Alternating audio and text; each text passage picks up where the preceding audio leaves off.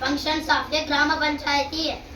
Features of a Gram Panchayat. It consists of elected members and a secretary appointed by the state government. It plays an important role in the development of the village or villagers under it. It works to improve the quality of life of the villagers by managing public facilities such as safe drinking water and health care. The Gram Panchayat is answerable to the people as its members are elected by them.